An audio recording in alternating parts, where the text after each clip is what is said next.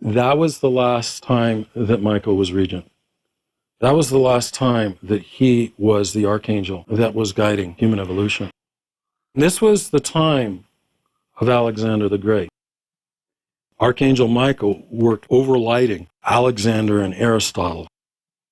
Who was Alexander's teacher? Aristotle.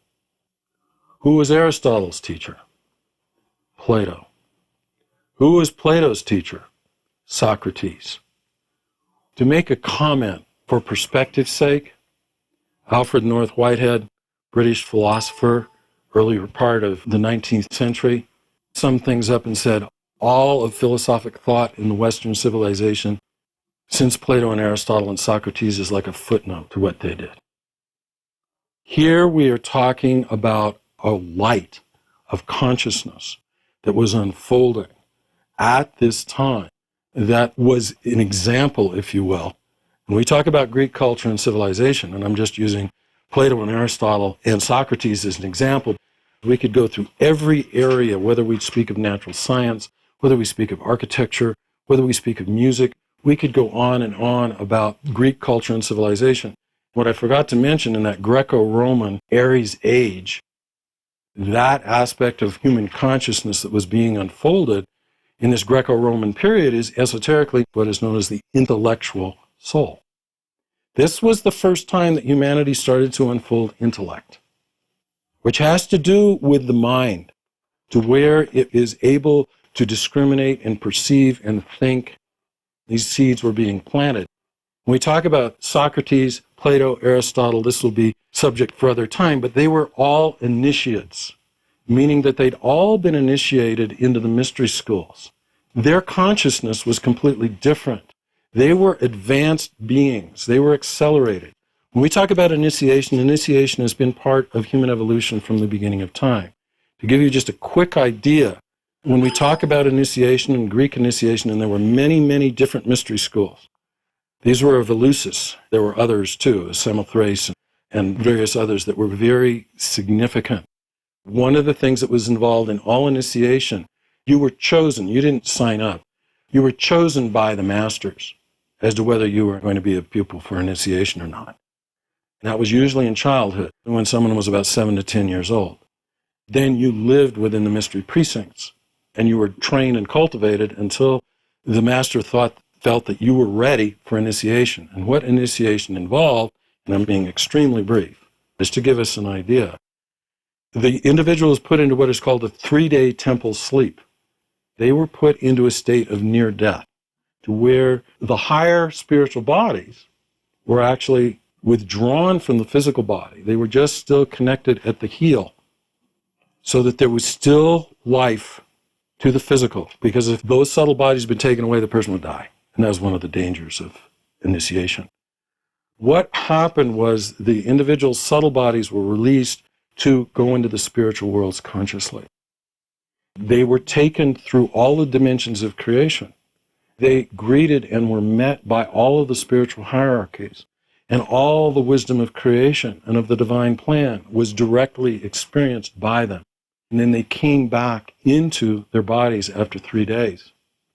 And they came out of that 3-day temple sleep with all of this knowledge. They were what were known as initiates, and they were in a whole different state of consciousness than the regular people. Now initiation we have to do to ourselves. That doesn't work anymore. It's a technique. It doesn't work anymore, and it's atavistic at this point. It has to be done consciously by ourselves. It can't be done unconsciously. Why do they call it sleep? Because it was an unconscious process. It's to give us an idea that the culture of ancient Greece, with the unfoldment of the intellectual soul, we are going to see the flowering of humanity in a cultural way that's mind-boggling. If we really compare, and this is why I'm mentioning it, because it's a very, very illuminating study, if you choose to do it, is to go back and actually read and study about Alexander the Great and Aristotle, his teacher, who was an initiate, and he inculcated into Alexander all of this cosmic wisdom and all of the understanding of what was to unfold in terms of that phase of human evolution of which he was a participant back 2,160 years ago, which was the intellectual soul. He also knew he had a sense of mission, and he was told, for them it was Apollo, the spirit of the sun, that Michael was. That he, working with Michael, was preparing humanity, human consciousness, human culture, to receive the cosmic Christ, to receive this being from the central sun into human evolution. In order to do that, so that mankind was in some state of awareness and some semblance of ability to understand the significance of what was going to take place, it required a culture and civilization of very high level that was unified and harmonious. When we get into Alexander the Great's conquests, guy's mind-boggling. He started winning battles at age 18. He never in his entire life lost a single battle. He conquered the known world in 10 years, which was Greece, North Africa, Egypt, everything that we know from Israel and Syria, Iraq, Mesopotamia, Babylonia, Persia, what we know of as Pakistan and India. In 10 years, he died at age 32. This is just mind-boggling. This was a special being. And the masters speak of Alexander the Great. He was an instrument of the light. He was an instrument of Michael. And he was the instrument of preparing humanity for the Christ event, which was the pivotal event. And it was Michael that overlighted this civilization, which in a practical way, if we look at it historically, was one where the world became unified. Here we had all these kingdoms. We got a common language, which was Greek. Greek became the language of knowledge and of culture. What language is the New Testament written in? Greek. Here's a Jew, the fulfillment, the Messiah of the Jewish tradition of Judaism. You'd think that it would be written in Hebrew. It isn't written in Hebrew. It's written in Greek. As was everything of knowledge. Coinage was created with all of Alexander's conquests. He came into ownership of all these huge treasuries of all these kingdoms where the kings were sitting on all these treasuries. He started minting all the gold and silver and putting it into circulation to pay his armies and to build cities. He created a whole new economy that had a shared coinage and currency, created markets, the beginning of capitalism, opened up the trade routes between all these different areas of the world that hadn't been communicating with each other and didn't even know they existed. When he was conquering India, he thought when he crossed the Hindu Kush and went into the Indus Valley, as far as Greek knowledge, this was supposed to be the end of the world. There was supposed to be an ocean there. He found out there's tons more. So he stopped. His army went down the Indus Valley. They conquered all that, went back up through Persia. The whole time he was doing his conquest, he was sending back to Aristotle caravans full of exotic plants and animals and all the stuff that he was finding in these worlds that Greeks had never been in order to expand Greek knowledge about the world, and sending back all of this stuff. Aristotle's back in Greece, and he's getting all of this stuff. There was an enlivening of knowledge and of exploration and wanting to know and understand. And this is the time of the city of Alexandria and the Alexandrian Library, which was preeminently the storehouse of knowledge of the ancient world that was unparalleled. Athens became such a center of culture, this entire city became a university town. People from all over the world came to Athens in order to gain the knowledge and wisdom of the Greek culture.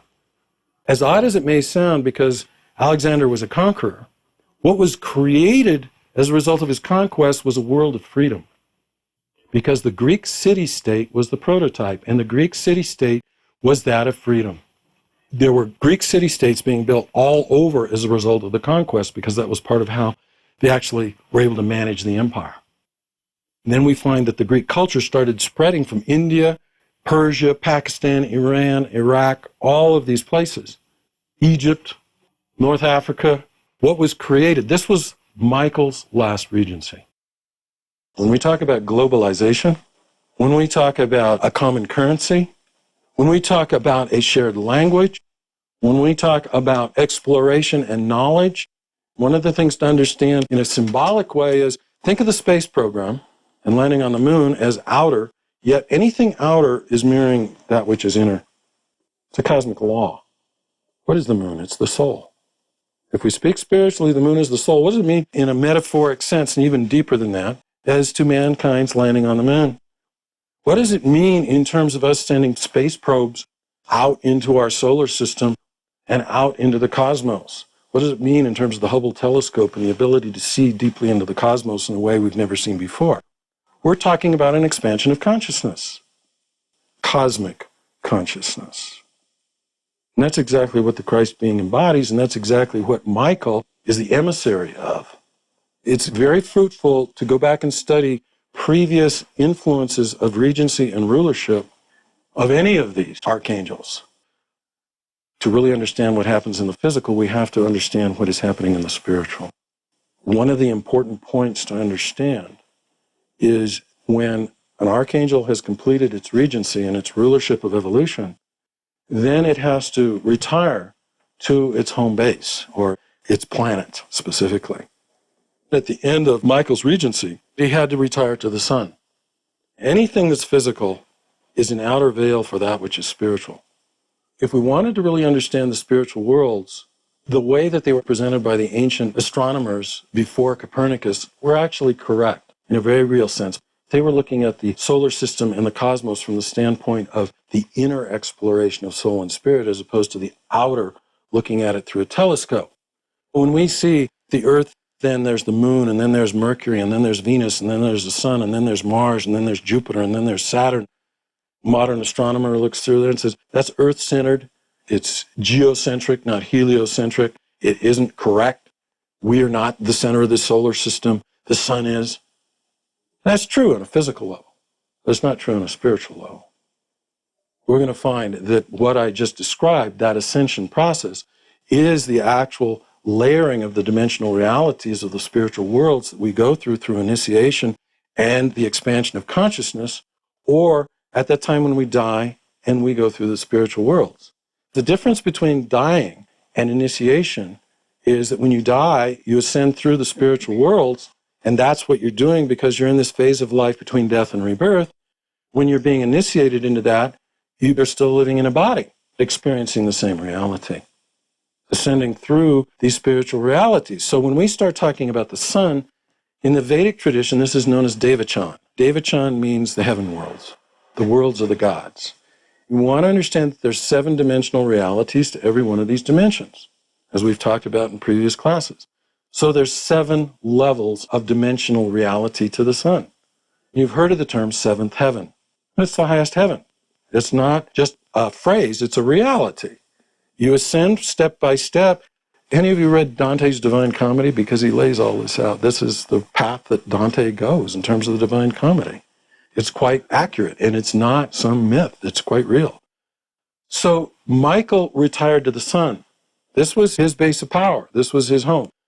The Christ being that we've talked about, the Logos, the cosmic intelligence, had through vast cosmic periods of time been in a process of descending from the central spiritual sun, which is not our physical sun. It's the central sun of the whole creation, the spiritual sun that is the basis and foundation for the whole creation. The Christ being had been descending through the dimensional realities of creation, through vast periods of time, until it actually entered the sun, our sun. The first human being who actually saw this was Zoroaster. This was in the second post-Atlantean epoch, that Persian post-Atlantean epoch. The name Ahura Mazda means that one in the aura of the sun. And it was Ahura Mazda that Zoroaster saw. He actually saw the process of the Christ being entering into our physical sun from those higher dimensional realities. Does anyone have any idea who Zoroaster was in a later incarnation? Jesus. Jesus. We're looking at a previous incarnation of Jesus who ends up being the host for the Christ 2,000 years ago, was Zoroaster in a previous lifetime, the individual who established Zoroastrianism.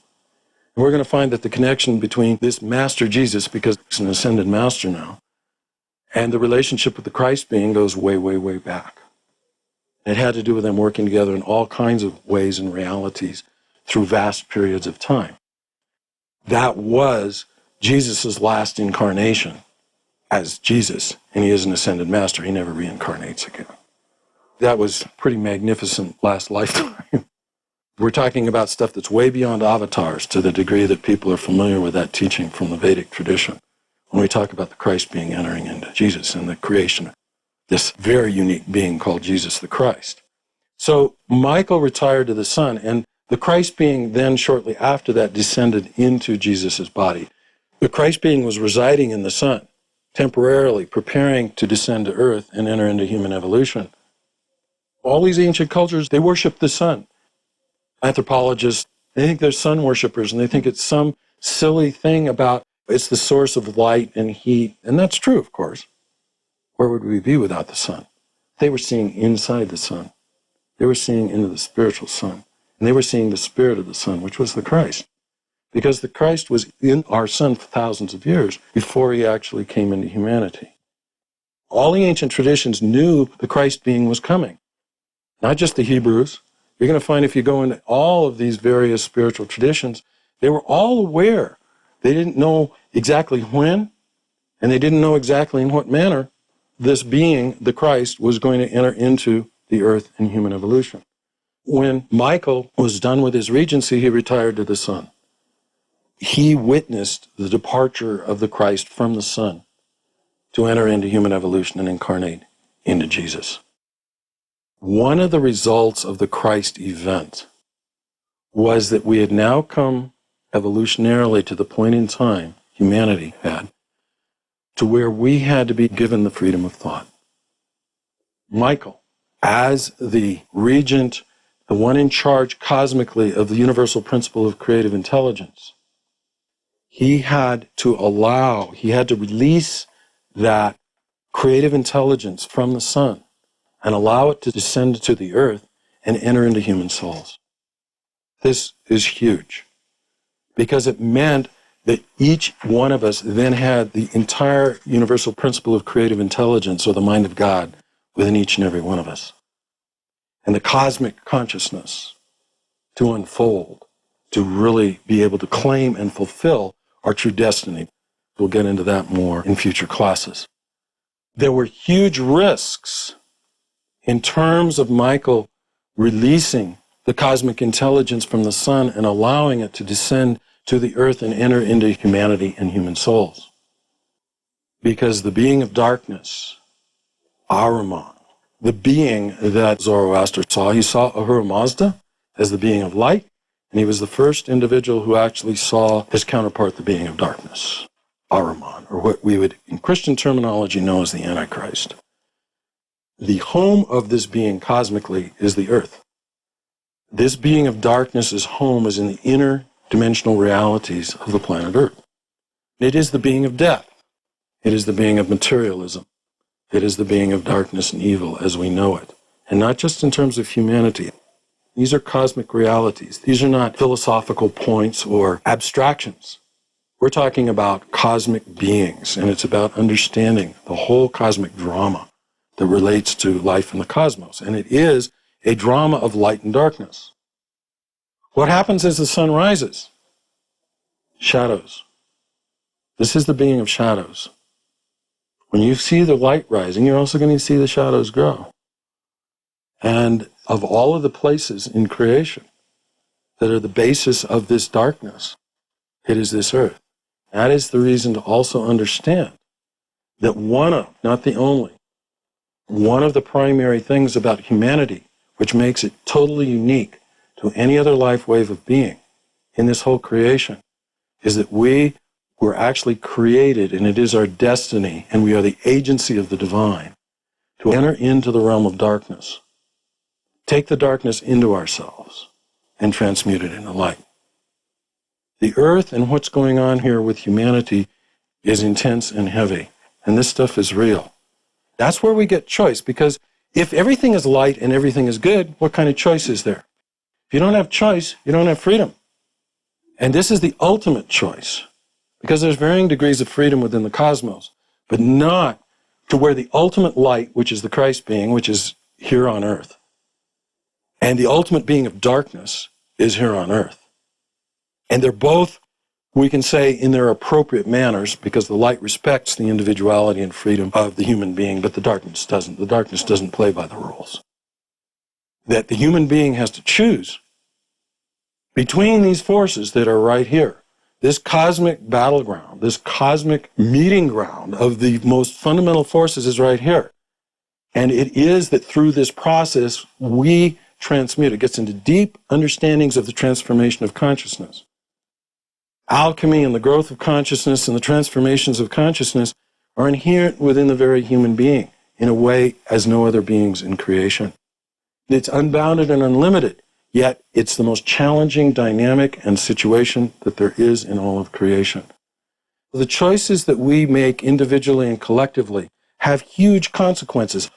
All the beings and all the worlds are watching. This is stuff I don't get into. You hear all this stuff on the periphery about ETs and people from the Pleiades and all of this. The entire cosmos is watching what's going on here. This is the main show that's going on. And the whole destiny of this universe and the divine plan hangs in the balance. When Michael released the cosmic intelligence into humanity, and he wasn't going to be able to give it support and direction and guidance within human evolution for another 2,160 years. He had to allow mankind to take this in with the forces of darkness and all their influence and not be able to do anything about it until his next regency, which is now. And what has happened is that this being, Ahriman, has taken the creative intelligence and distorted it into a totally soulless materialism. One of the main representations of this materialistic application of the creative intelligence is what we know of as our science.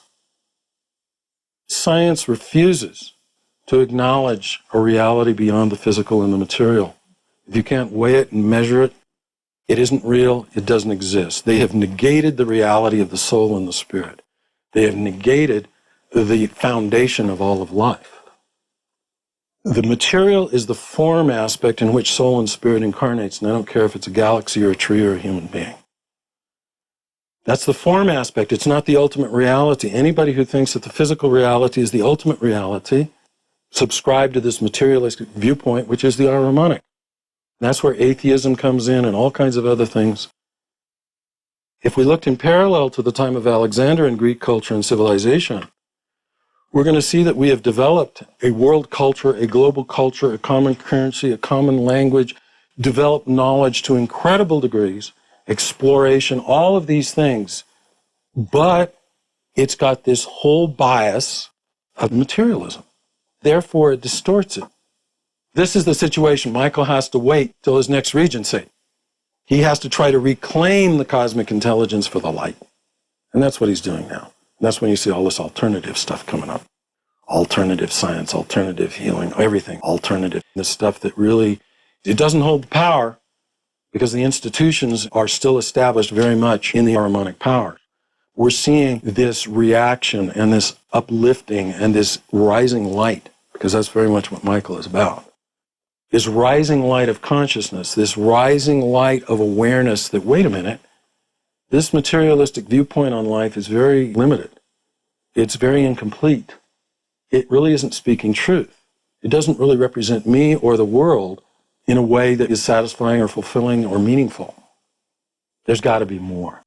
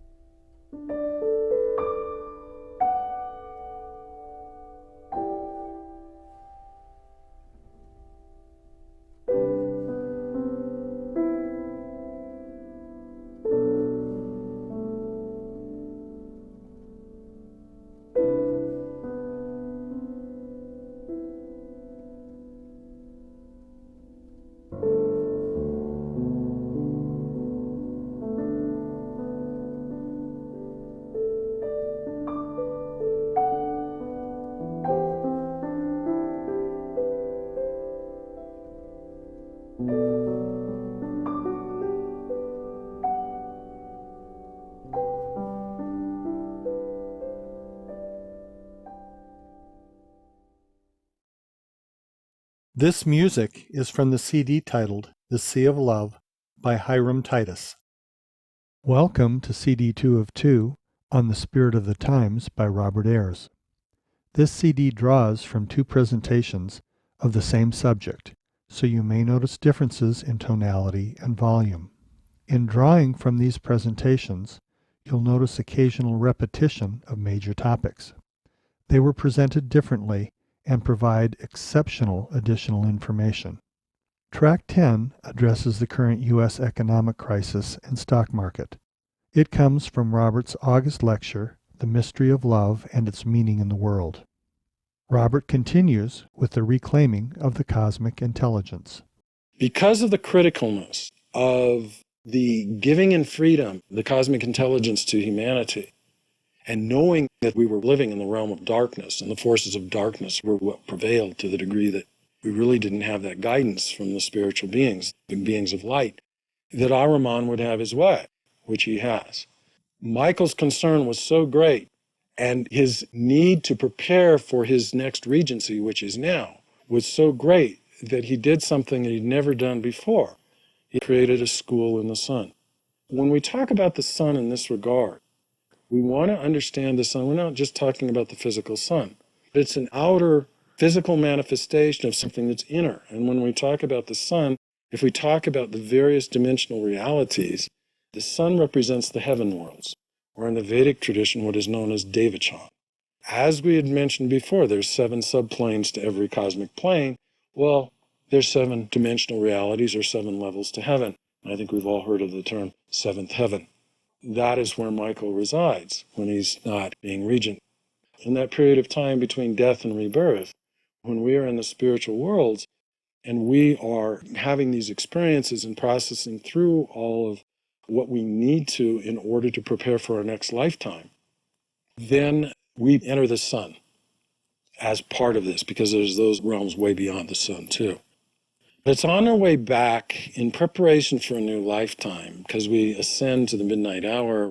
And then as it's time for us to reincarnate, we begin the slow descending process through the dimensional realities, and we enter into the sun about midway in this process before we incarnate.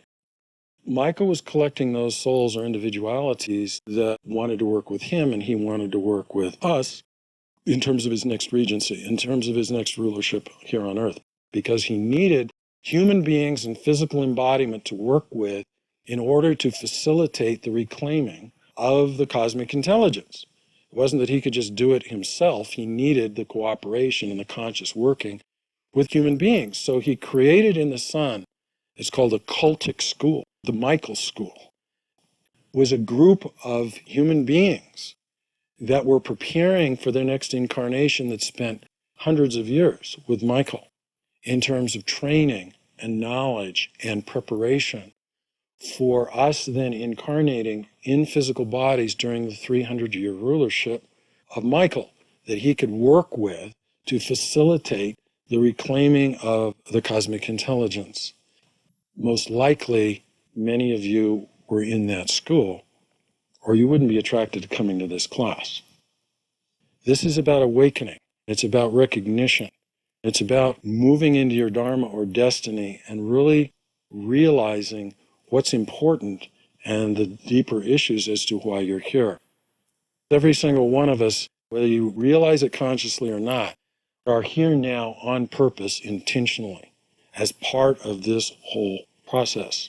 You want to be very aware that Michael is waiting for you to wake up.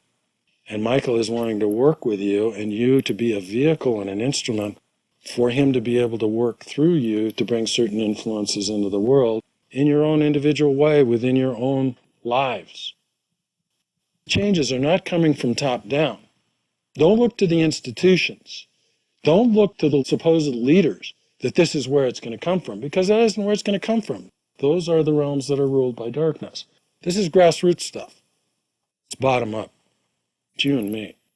This is how we reclaim the intelligence. It's not going to come from those realms. This is about awakening to who you are and why you're here. There is no accident. We talked about the challenges of this time. These have to do with the manifestations of the polarization of the conflicts between light and darkness and good and evil. And the rising light, because the light is rising, those of us that went through the 60s and beyond, things have changed. There's whole different viewpoints, whole different worldviews, whole different approaches, whole different values that are arising. The power structures don't want that. It's challenging them. The power structures are increasingly becoming dysfunctional. Look, that's what we've been talking about for years. These power structures are the power levers of darkness. We're going to find that what we have to go through is a process of increasing dysfunction and deterioration of the power structures and institutions of our society in order for the light to rise. It's a death and rebirth process. We are going to find then what is built on that is that which will then be of the light. As a result of the growth of materialism in human consciousness, as a result of the growth of this Ahrimanic influence in terms of human consciousness and culture, during this last 1,000 years, when people died, when they died and they went into the spiritual worlds, they took their darkness with them, of course. When you die and you go into the spiritual worlds, you take the sum total of that which you've done, good, bad, whatever. We're going to find that the effect of the intense materialism, this is intense materialism. You want to understand Ahriman's intention. He's trying to take over the earth, and he's trying to take over humanity and create his own kingdom and cut us off from the divine plan. He wants to trap souls and make them earthbound. He wants to create a world that he rules. It's all based in matter and materialism. And that's just a quick picture. We'll get into this more in future classes. It's important to understand. The influence of this Ahrimanic thinking and culture and utilization of the cosmic intelligence, as a person lives it, it permeates them, even their soul and the subtle bodies and their being. So when they drop the physical body and they go into the spiritual worlds, they take that sum total, whether it's light and darkness, and for all of us it's some mixture of the above, into the spiritual worlds. Well, there was such an onslaught of souls dying over the past 1,000 to 1,200 years that were so materialistically minded that when they cleansed and purified themselves, it dumped all of this darkness in the spiritual world. The light of the spiritual world became darker and darker and darker. We can talk about the etheric dimension, we can talk about the astral dimension, we can talk about the lower mental. We are going to find that these inner spiritual worlds got darker and darker and made it much more difficult for an individual to work effectively with their angel. That this darkness created such a vibration and density that mankind was losing touch with its messenger and with its links to home in the spiritual worlds. It was becoming a cosmic crisis.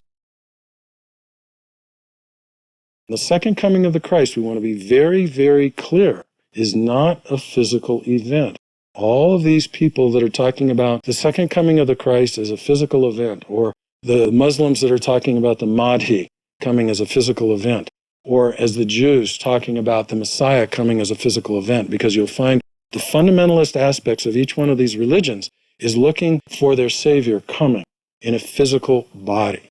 No, it's not happening. The second coming of the Christ is happening in the etheric dimension, that dimension that's one step inner, and it has to do with the necessity of us as individuals to turn within and connect with it as an inner spiritual experience. It is not an outer experience. The way that we do it is through the heart, that place that the Christ being has its greatest influence is through the heart. So we're talking 1933, second coming of the Christ. Anybody have any idea historically what was so significant in an outer political way in terms of 1933? Hitler came to power. Hitler was overlighted by Ahriman. The exact same time. You have to understand how these things work. It's like a chess game. The light makes a move, the darkness makes a move. The light makes a move, the darkness makes a move. The light makes a move, the darkness makes a move. And that's what's going on right now.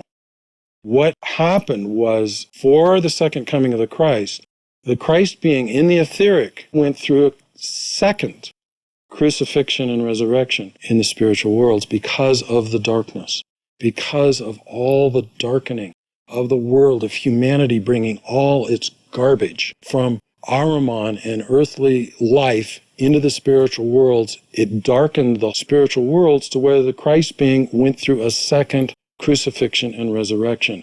And it was at that time of the resurrection that then the second coming of the Christ started, and it was 1933. Okay, why is this connected with Michael? It's connected with Michael because he was the one, prior to his regency in 1879, in his battle in heaven with the dragon and the Ahrimanic host, that he cleared out all of this darkness from the spiritual world. This war from 1840 to 1879 in the spiritual world is extremely significant for our evolution.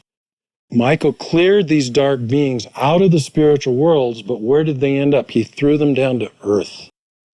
These beings that were basically astral beings or dark angels, Ahrimanic dark angels, whose realm had always been in the spiritual worlds, were actually thrown out of the spiritual worlds down to earth. This begins, if you know your history, but this gets into huge things. In 1879, these beings were thrown down. Okay. If you understand history, you're going to find beginning at that time is a time of great concentration of money and power. It's when the industrialists relate to the Industrial Revolution and the concentration of wealth in the banking system started accelerating in a way that had never been seen before. One of the things that we want to understand is that the being's name that was the head of the legions of the Ahrimanic hosts in the spiritual worlds, this being's name is Mammon. Mammon is the cosmic embodiment of greed. Greed had always been around. All these things had always been around. The centers of their being had not been manifest on earth in the physical. When Mammon got thrown down to the earth, we find an acceleration in the human soul, in the human consciousness in terms of greed. When we look at Wall Street and we look at the financial system and we look at the international banking system and we look at the very structure of our global economy and the financial system, you're going to find it is driven and ruled by human beings that are very much involved with these Ahrimanic beings and with Mammon. Even the crash we talked about is a concentration of money. It's impoverishing the rest of us. It's concentrating this money in the hands of a few. The other way that Mammon manifests, and accelerated significantly since 1879, is in bacteria and viruses. In the inner physical body, at a microbial level, we are under attack in a way that has never happened before in human evolution. One of the scary things was in the Wall Street Journal about a week or two ago. They've now identified a virus that they have no antibiotics for. It's being noted. It's been in India and England. There is no known way to fight this virus. There's no antibiotics. There's no way, and it has started to spread. They want to weaken us in a physical way, but also weaken us economically and otherwise. And it has to do with a very real plan of enslavement, quite frankly. It's the opposite of freedom. Think about your credit cards. Think about your mortgage. I can tell you, I worked in that business. There is a plan that is designed to enslave you, to make you become indentured servants. The very basis of our economic system. And we're going to find that it goes very much into this whole area that we are talking about, to just be able to identify that. Michael, before his regency in the spiritual worlds, cleared all these beings out so that we now can, again, have our conscious personal relationship with our angel, can have our conscious personal relationship with the Christ.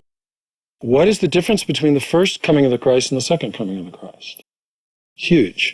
In the first coming of the Christ, first of all, he was in a physical body in a backwater of the Roman Empire, where a handful of people had the opportunity to have some contact with him.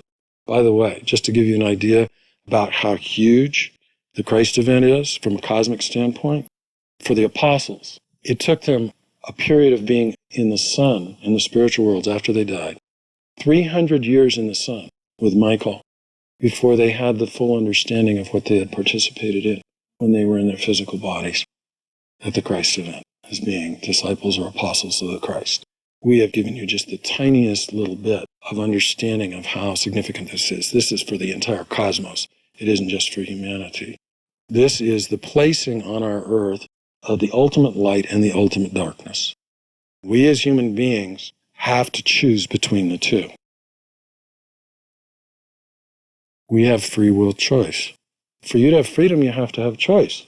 just having no choice and all there is goodness, you're going to find that relatively that's a weak goodness because you have no choice. To the degree that you have a choice between evil or goodness and you choose goodness, and of course, every day, every single one of us is making choices. We need to become very conscious. Every choice you make is a voting for the light or the darkness. And it is true. You have your guardian angel here on your right side, but there's also a dark angel over here on your left side. And they're both metaphorically whispering in your ear, so that we are being influenced in both ways. The thing is, the angels and the beings of light play by the rules, which is they have to honor our free will choice. The darkness doesn't honor that. It controls and manipulates. And one of the things it's done, literally, is invade the human blood and the human nervous system. And it gets back to some of this about the viruses. How do they influence? Well, they influence in many ways, but they actually enter into our physical bodies. And they influence us in that way. So do the beings of light. Again, ultimately, it's our choice. These influences are here. We're surrounded by this push-pull that's going on all of the time. We are the arbiters of our own life. We are the captain of our own ship. We are the decision maker. It is up to us the choices that we make. We are the fulcrum. In terms of Earth and human evolution, this we'll get into more later, cosmic evolution. What is happening here on Earth in terms of human evolution is the tipping point for the entire creation. The drama that is going on here is not just of earthly importance. The gods and the beings of all worlds have their attention in terms of what's going on here. We need to wake up. We need to understand what's going on. There's a lot of control and manipulation that's going on that most people don't even see. Speaking of Michael, at the present time, it is the manifesting of this consciousness of light. He is the being of freedom. And I don't mean just phrase mongering. I don't mean empty phrases, empty slogans. A lot of that is very ironic. This abstraction. I mean genuine, true freedom. And it isn't so much in the political sphere, and it isn't what you vote for online, and it isn't what particular consumer product you buy off the shelf. One of the things you want to understand about Ahriman is that the business world and the political world and this whole culture that we have created want to give you lots of choices that you'll think that you're free. And you're not. Because your thinking and your worldview and your consciousness has been manipulated and limited in a materialistic way that you don't even see the light. And they want you to think you're free by giving you a bunch of material choices. That's not freedom. That's not the freedom we're talking about. This is the freedom that is unbounded, of all possibilities, of total transcendence, of that which is blossoming and flowering into the pure light and the pure consciousness that is your true nature that dwells within you. That was that whole process. We talked about the cosmic intelligence descending from the sun. Within each and every one of us, that cosmic intelligence resides within you. What are we doing with it? Most are, watching television. One of the things about the Roman Empire. The basic principle of how the emperors of Rome ruled the Roman Empire is bread and circuses. Fill their stomachs and entertain them. And they won't care what we do with their world. That's what we're doing now. That's what's going on. Look at the distractions everywhere. So we don't really see what's going on. And keep us satisfied to a point that we don't get upset or really look for something that's better. And to the degree that we think that the material reality is the only reality, must be pretty good. To the degree we have an awareness that there's more to life than just this physical reality and accumulating material goods, then you're a threat. One of the things that's very important to put this in perspective, there's 9 spiritual hierarchies above us. The angels and the archangels and the archive form what is the 3rd spiritual hierarchy. It's the aspect of wisdom of this divine being. In Christian terminology is known as the Holy Spirit. Then there's the Kyriates, the Dynamis, and the Exousiae. And these are the beings of love. They are the next higher level. And then there's the Seraphim and the Cherubim and the thrones. And these are the beings of will. will, love, and wisdom, or the Trinity as it is even expressed as we know it. And it relates to the threefoldness of our own being. Those are 9 spiritual hierarchies we just mentioned. We want you to understand that humanity forms the 10th spiritual hierarchy. And it is the process of our claiming and evolving into this spiritual hierarchy, and I mean in terms of the whole cosmos, that what humanity is known as in the spiritual cosmos is the 10th spiritual hierarchy of freedom and love.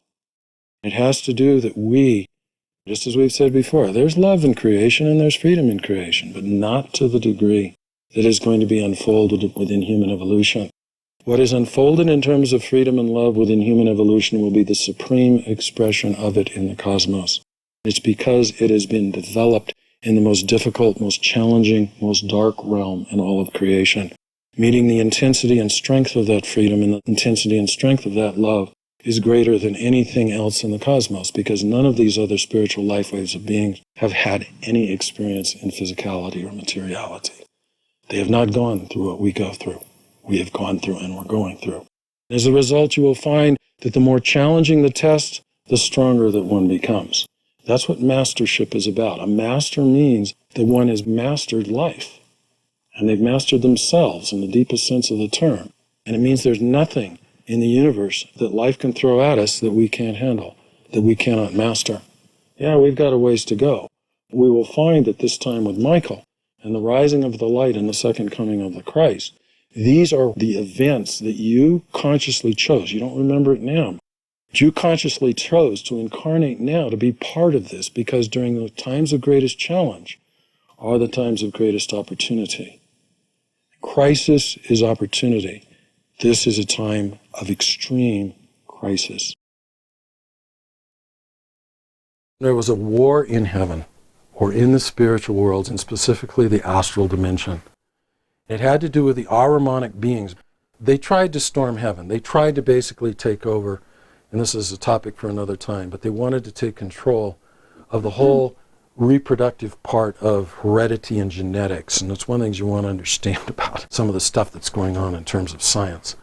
They wanted to try to limit humanity's evolution by controlling the genetic and hereditary influences of the physical body. When we talk about genetics and these kind of things, it just relates to the physical vehicle. It does not relate to the soul or the spirit that indwells it, but to the degree that we, as a soul or a spirit, cannot make this physical vehicle function in terms of the light, then we're trapped. We're stuck. We can't evolve. We need a physical instrument that corresponds with the abilities in consciousness that indwell it, or we've got a terrible situation. Okay, there was a battle between Michael and Ahriman, Michael's hosts and Ahriman's hosts in the astral dimension. The war began in 1840 and continued to 1879, and it wasn't completed until 1879. Ahriman and his hosts lost. They were all thrown down to the earth. So guess what, folks? These beings that weren't in the earth before, they were in the spiritual worlds, are now here in the earth. They were cleared out of the spiritual world in order to facilitate our ability to connect with the Christ event, the second coming of the Christ, and also to connect with our angels and really be able to develop our consciousness in a spiritual way and open up to spiritual experiences in the spiritual world. Now we got these guys right here, and they're not in physical form. They are dark angels. They are dark beings, and they have accelerated and intensified the materialism since 1879. For those of you who know history, when we start looking at 1879 forward, we see the coalescing of the international banking system, the rise of the tycoons, this heavy concentration of power through money. The leader of these beings' name that got thrown down to the earth, this being's name is Mammon. Mammon embodies, as a spiritual being, that dark principle of greed. If we look and understand, we will see an intensification of greed since this time of 1879. It's not that it didn't exist before, of course it did. When we talk about these things, we're talking about a very intense acceleration or intensification of these influences within human consciousness and human culture and human civilization. And yes, it was necessary to clear out the spiritual world, and Michael had to do that in order to even have a chance at reclaiming the cosmic intelligence in terms of human evolution because we had to have the ability to connect with the Christ. We had to have the ability to connect with our angels. We had to have the ability to connect with the archangels. But also know that Michael and his hosts are right here now also. What I mean by right here now, I mean the etheric. The physical is this dimension we're very aware of. That dimensional reality that is next inner from the physical is the etheric. And it's called the vital or the life, and we're not going to get into it right now, but it's a whole dimensional reality. It's very solar in nature. When we talk about prana and chi, these are forces of the etheric dimension. When we talk about acupuncture and working with meridians, we are talking about that solar energy. It's not of this earth, it's from the sun. And we get it from our environment. And if we don't get it, it affects us. So here we have a darkening and intensification, but now we could say, in our Western terminology, the cavalry is here. In terms of Michael and his host, because he is a warrior being. He is a warrior being. And that's one of the things to understand in terms of trying to have a personal relationship with Michael. He has an aversion, and it isn't just an aversion. For principle, he cannot become connected with physical reality or the earthly reality because of his nature. Also, because of what he's dealing with, you're going to find Michael's demeanor is rather stern. He's not warm and fuzzy. He's here to do business. And he's recruiting and working with those people who are on his side. And some of you, or maybe all of you, were part of his school in the sun. And you signed up. And he is here now under very challenging circumstances. When we look at this battle in heaven, the completion of that in 1879 was when he then started his regency in terms of this 300-year period of his rulership. And it's also when he got elevated to the status of an archai as a result of this, because this was a big deal. There's an example right there. All the things you've heard about Michael and the dragon. Ahriman is the dragon. Michael is Michael. He's the warrior. And there's all kinds of levels we can talk about that on. We can talk about that in terms of the higher spiritual self and the lower material self. We can talk about it from the standpoint cosmically of exactly what's represented. You're going to find the myths or the traditions, the spiritual traditions of every culture and civilization in humanity has the equivalent of Michael and the dragon. And what we talk about in terms of this war in heaven from 1840 to 1879 is something that has been repeated many times in the past. Different issues, different situations, but where the darkness and the light have battled, and I mean as real beings and as forces in the spiritual worlds, Michael has always been the victor, to where he has been able to hold off the darkness from invading the realms of light or the higher spiritual worlds. And they try to storm heaven periodically. And what they wanted to do this last time was take over this very esoteric, powerful stuff related to human heredity and trap human beings in physical bodies and limit our ability to evolve into higher consciousness. This thing of greed, we look at Wall Street and we look at the bailouts and we look at the complete bust of the financial system. And by the way, for those of you who don't know me, I spent 25 years in investment banking international. So I know a lot about money, and I work from the top, and I know how dark it is, and I know what goes on, and I know how corrupt it is. I know this stuff. That's why I walked away. I felt literally like I was losing my soul, even though I was incredibly successful from a financial standpoint. These are the forces that are running the world, and these are directly related to Ahriman and this being Mammon. Additionally, one of the other primary ways that's extremely relevant to us at the present time of the manifestations of these Ahrimanic beings of darkness in our physical world is that they are what's behind bacteria and viruses. You're going to see this explosion of bacteria and viruses, epidemics. Not that there weren't epidemics before. You're going to see these beings, because they are beings, evolving. If we get into viruses and bacteria, it goes into the processes of decomposition of the physical body that relate to the principles of death that Ahriman rules. We could go into all of the legitimate areas that Ahriman rules. These beings of darkness don't want to stay within the boundaries that are the legitimate realm. When we look at this present time, since 1879, Michael is now the regent. He is now in the process of trying to reclaim the cosmic intelligence and reclaim that in terms of each one of us individually. Things are trickier now. Back during his last regency, evolution automatically happened to us through the blood, unconsciously.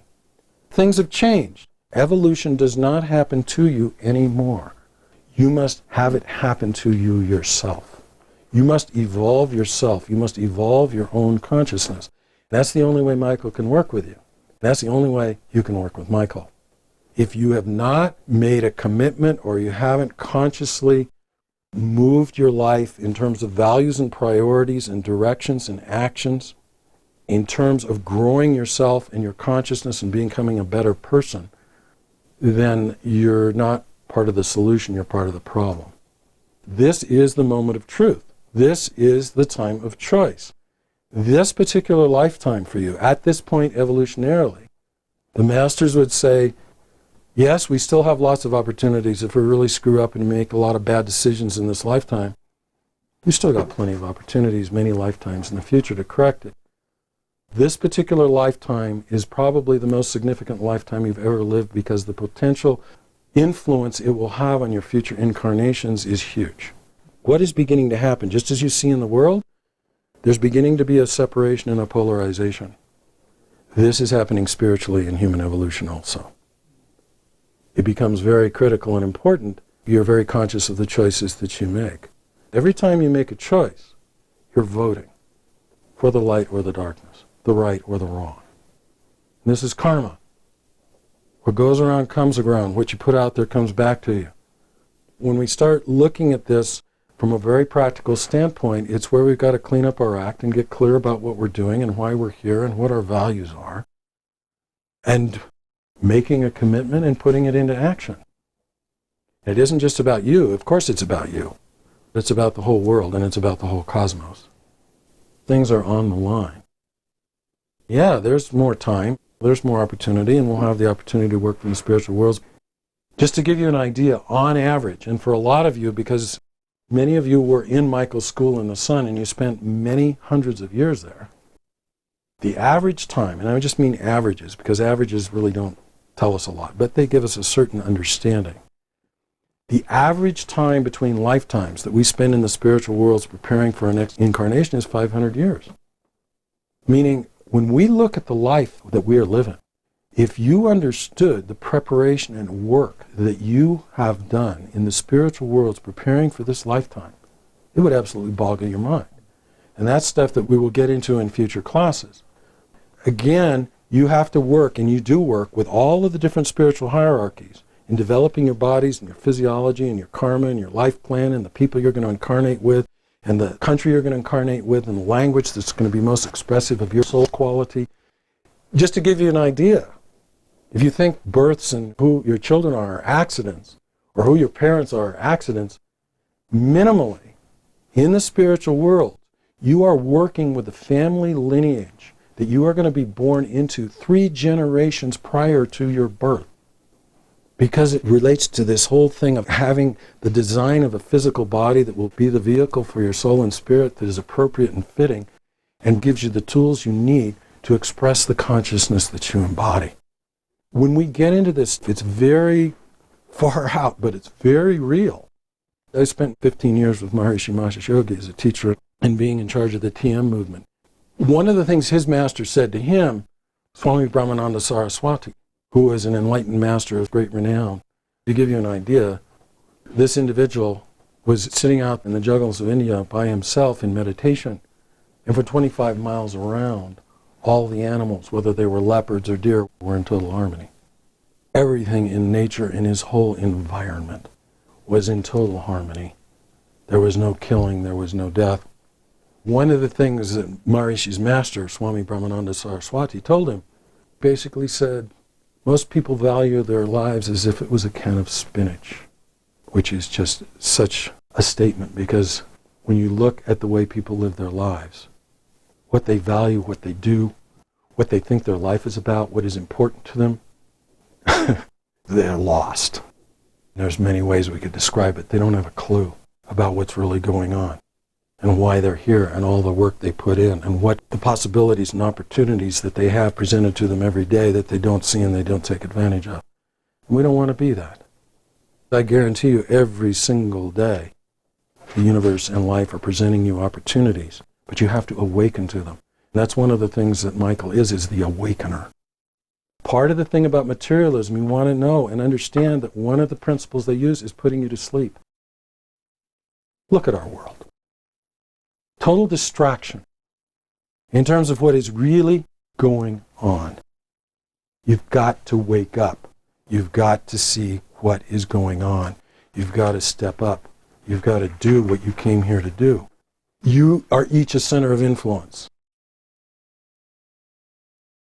This is the time of the light. The light is rising. We want to be very, very, very, very clear. When we look at the news at night and we look at the headlines of the newspapers, we could say the whole world is going to hell in a handbasket. In a certain respect, it is. It's because the light is rising and consciousness is rising, and the darkness does not want that consciousness to rise, that it is creating all these distractions and problems and blockages and challenges. You want to understand that there's a purpose and intention behind all this crisis. And it is to distract you from the real event which is going on in here. This is about connecting with your higher spiritual self. The Christ being is your higher spiritual self. It embodies the cosmic consciousness. It is that which is your ultimate reality. It is the second coming of the Christ. It's an inner event. It's not an outer event. These people that are talking about a physical second coming are deluded. That is the darkness. When we start getting into religion, we could talk about Wall Street and finance and banks. We can also talk about it in terms of religion and every other thing from government, medicine. We could go on and on.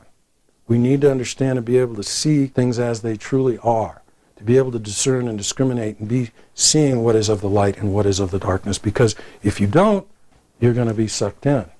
One of the things you want to understand about the darkness, one of the names of this being, Ahriman, is the liar. All lying and cheating and stealing is based upon the energy and consciousness of this being.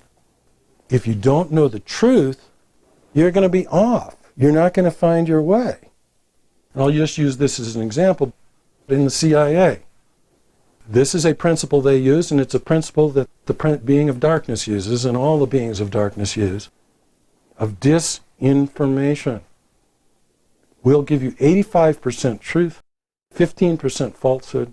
You're going to swallow the whole thing, and the 15% falsehood is going to be such it throws you off enough, you're going to miss the target. That's what's going on all around us. It takes somebody very alert, very awake, discerning and discriminating, and understanding what's going on to be able to find our way through this mess, this darkness. This culture is based in darkness. This has been 1,200 years of Ahrimanic influence on human intelligence and culture and civilization. We have to see it for what it is. We are in the time of the rising of the light. The dawning of a new day is happening. We cannot be distracted and confused and get caught up in the drama to the degree that we take our attention off what is truly important and truly happening, which is the expansion of consciousness and the unfolding of the light of the Spirit. This is a totally unique time. Michael's regency, second coming of the Christ. Michael is always the emissary of the Christ. And he's here once every 2,160 years, or an age. And it's now. I guarantee you it was no accident you were born now. You chose to be here and be part of this. Greater the crisis, the greater the opportunity spiritually. I speak from personal experience, but also from that which you know and also is reflected to the degree that you've been paying attention and you've stepped on the path. You're growing awareness of people's expanding awareness and growing of consciousness. It's happening all around. A lot of people don't even understand what it is they're experiencing. Their quality of life is changing. Their quality of consciousness is changing. It's expanding. It's becoming enlightened. People are beginning to seek things out. They're wanting to know. They're wanting to understand. They're wanting to improve themselves. They're wanting to see through this and understand what's going on. You have to make an effort. It is work to find your way in this world, in this time. you've got great allies. You've got Michael, you've got your angel, you've got the Michaelic hosts. This is that time. Tonight is an overview. And that's to give us a perspective and a structure from which to go more deeply into this in future classes. One of the things that I want to remind you that is so beautiful, and it becomes very important for you to understand, we as human beings embody what the cosmos knows, what is known throughout the spiritual worlds and the spiritual cosmos of the universe, that we are the 10th spiritual hierarchy. We are in the process of taking our place within the cosmos, and it requires us following along the path that's been designed for us by the beings of light, and overcoming the obstacles and challenges of the beings of darkness, which makes us that much stronger and that much more intelligent, and our consciousness that much stronger, so that we find that the end result of human evolution is such that humanity, it goes into deep mysteries that the Alpha and the Omega, the last will become first. And in a certain respect, you could look at ourselves and say, we're at the lowest level of creation in the physical realm, and this dense material place, and none of these other beings have soiled their being by contacting or becoming involved with this very dark place. We'll find by taking it into ourselves and transmuting it and transforming it and turning it into light, another way of understanding it is, and this is quite real, is that every one of these beings of darkness, in the process of our own transmutation and transformation, we turn back into their true nature of beings of light. We allow the entire creation to reclaim its true nature, and it's through us, it's through humanity. Humanity is the agency of the divine, of transmuting and transforming darkness into light. And we can talk about it on all kinds of different levels. To understand it for the cosmos, it is actually to transform the very principle and beingness of evil and darkness into goodness and light through our own process of evolution and transformation. By taking on a physical body, you take on darkness. When you eat every day and breathe every day and drink every day, you are taking into yourself these principles that must be alchemically transmuted. When we talk about the principle of death, what happens to your physical body? Principle of entropy of physics, create a system, begins to disintegrate and die and degenerate. You have to keep feeding it life force in order to keep it alive and going. We're going to find we all die. And it's the nature of the physical of death. It's one of the realities, and Ahriman rules the principle of death. What was represented to us in terms of the resurrection is exactly what each and every one of us will go through from the standpoint of transmuting this physical body back into a diamond body of light. That is what the resurrection body is. What is this? This is a carbon-based body. Learned that from Star Trek. When we transmute carbon, what does it become? Diamond. Under the greatest heat and pressure. Can you relate? Over long periods of time, we become a diamond. Diamond is the hardest element of the mineral kingdom. The mineral kingdom is the lowest kingdom. We're going to find the diamond is the perfection. To understand it in a deeper sense, the physical dimension of reality is a mirror back to the Supreme Being. It sees itself in physical matter. When we refine physical matter to that of diamond, it's a perfect mirror. And we discover who we are, and it also discovers who it is, because it is in this eternal process of self-discovery through its creative expression. And we are the microcosm of the macrocosm, and what we realize is that we are one with this being. And that consciousness, then what happens is the lowest becomes the highest, the last becomes the first. And that's what the Christ was referring to in many different ways, is that which is at the lowest becomes at the right hand of God, because we are the agency to be the conscious co-creators and the completion of the divine plan. It cannot be completed without humanity achieving its goal, because we are to create heaven on earth. We are to create the divine paradigms and manifest them in physical matter through this whole process of transmuting darkness into light. We are to create that divine design of the highest level and manifest it at the lowest level and complete the whole process and intention of creation. Kabbalistically, if you look at the tree of life, Yesod, the 10th Malkut, the 10th Sephirat, which we are the 10th spiritual hierarchy, is the fruit of the tree. It is that which all the spiritual hierarchies and every level of creation feed into. It's just like a tree. The end result of a plant is the flower and the fruit. And the earth is that which is the fruit of the entire creation. And humanity is the agency of the manifesting of this fruit. The point that I want to make is that we are the 10th spiritual hierarchy, which cosmically is the hierarchy of freedom and love. As we complete and fulfill our destiny, everything on this earth, and every person, but every leaf and rock and flower and cloud, will radiate in the most intense manner love and freedom. And it's not that love and freedom do not exist within creation, but they will never exist to the degree of intensity of perfection as what we are destined to unfold, because it is being done in the most trying and challenging of all circumstances in all of creation. And so the end result is the ultimate. If you want to know your destiny, it's growing and increasing freedom and increasing love. And those go way beyond what your understanding of those words are at the present time. What's going on out there is what we've been predicting and talking about for the last 2 years. This is phase 2 of the meltdown. It's something that we've been expecting and anticipating. There's no way to really avoid it. There has to be a moment of truth in terms of the debt, whether we talk about the sovereign debt of Europe, whether we talk about the debt in the United States.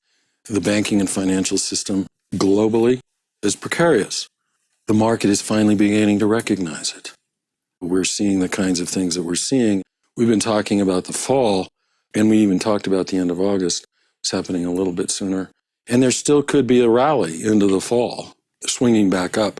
But when we get into October and we get beyond into 2012, it's going to be very, very messy, and you're not going to want to be in the stock market. It's too early to be in the bond market because interest rates are going to be rising. You can lose as much money in the bond market as the stock market. There's no place for interest rates to go but up. That's what's happening in Europe. In the US, as risk is perceived to be greater, there's going to be a greater demand for yield for people who are loaning money. So you're going to see interest rates go up. Gold and silver is still a play. That's part of what some people were asking before class. Yeah, it's crazy and outrageous when you look at the prices, but to give you an idea, when we looked at the top of the gold market, specifically in 79 and 80, when we had a similar kind of situation, if we took the price of gold of 1979 and 80 and translate it to present day in terms of inflation-adjusted pricing, gold would be over $3,000 an ounce. That's just inflation-adjusted. In the Wall Street Journal 2 or 3 days ago, Goldman Sachs was saying by the end of the year they expected $2,500 gold, $2,500 an ounce. JP Morgan was saying about 1760. So obviously there's a big difference there, but they're not talking about it going down significantly. And we can ask, why is everyone running to gold?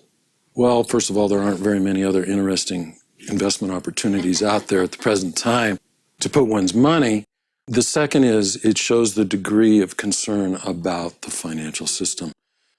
Gold and silver are basically insurance against the dollar completely going devalued, and understanding that the dollar is the reserve currency of the world and international transactions take place in the dollar. Then we have the actual medium that is key to all financial transactions. And there is real concern about our government being able to pay our debts, Italy's ability to pay its debts, Spain's ability to pay its debts, Ireland's ability to pay its debts, Greece.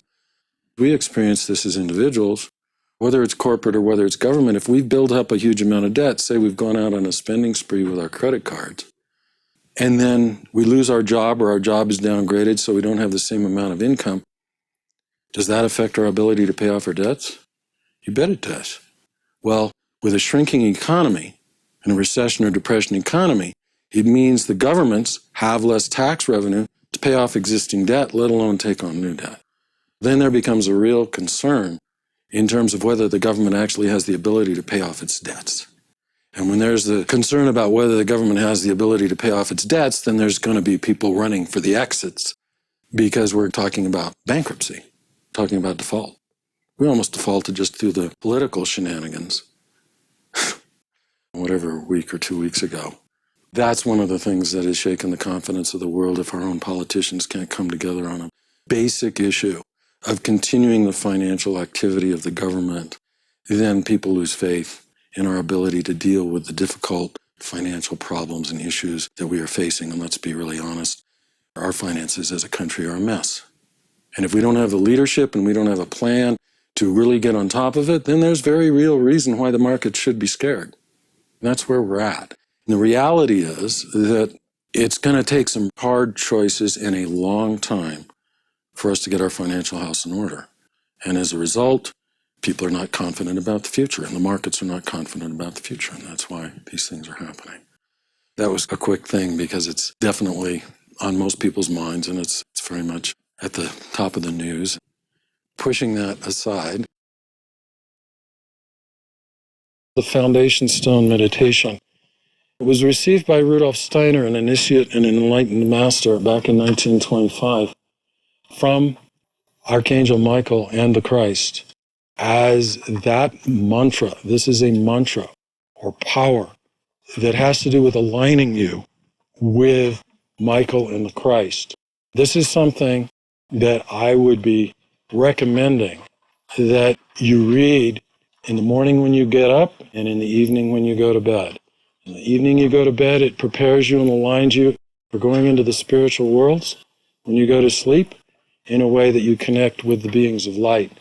When you wake up in the morning and you read it, it aligns you in a way with the spiritual worlds that facilitates and supports you going through your daily activity.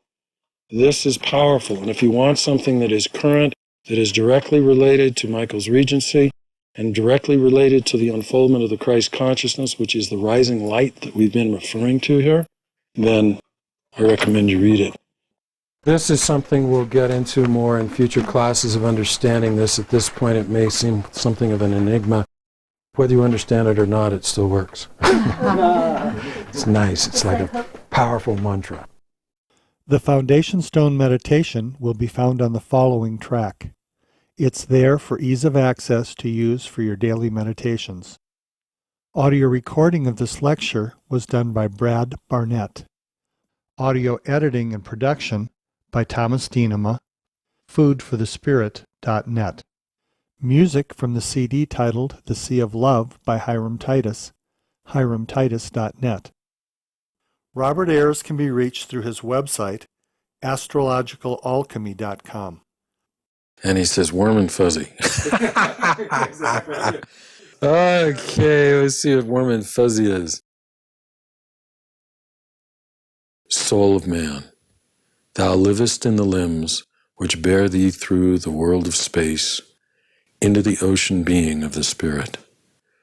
Practice spirit recollection in depths of soul, where in the wielding world creator life, thine own eye comes to being within the eye of God. Then in the all-world being of man, thou wilt truly live. For the Father Spirit of the heights holds sway in depths of worlds begetting life. Seraphim, cherubim, thrones, spirits of strength, let there ring out from the heights what in the depths is echoed, speaking, Ex Deo nascimur, from God mankind has being. The elemental spirits hear it, in east and west and north and south. May human beings hear it.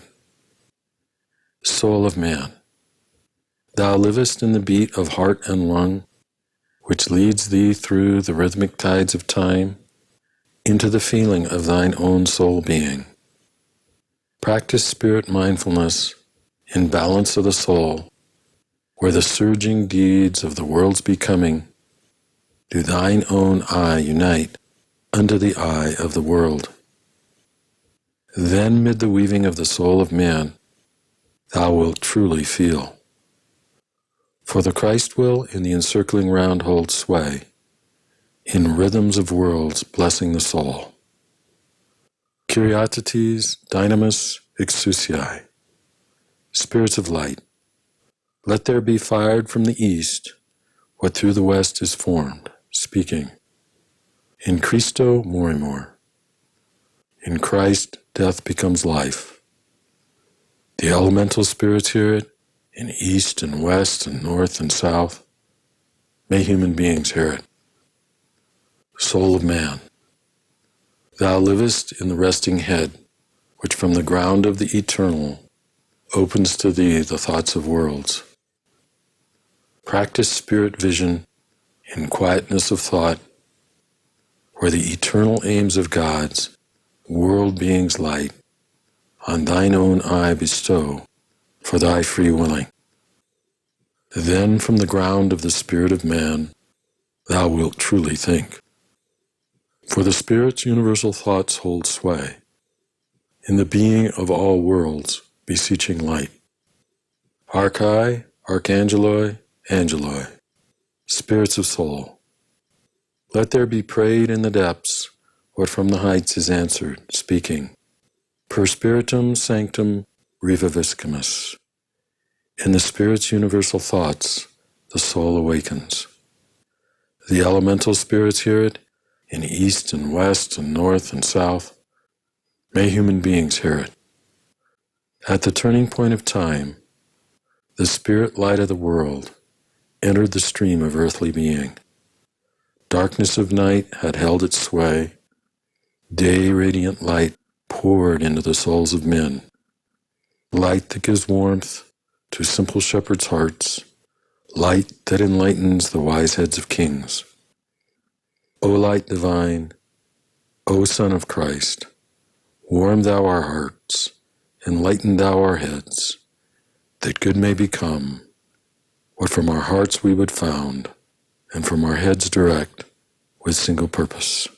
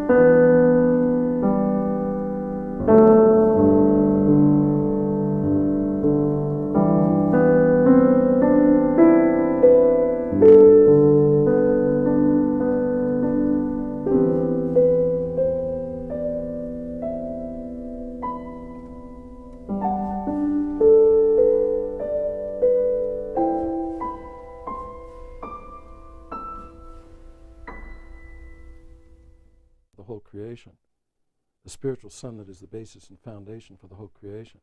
The Christ being had been descending through the dimensional realities of creation, through vast periods of time, until it actually entered the sun, our sun.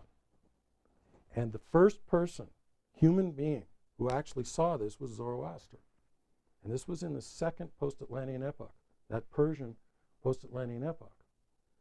And the name Ahura Mazda means that one in the aura of the sun. And it was Ahura Mazda that Zoroaster saw. And he actually saw the process of the Christ being entering into our physical sun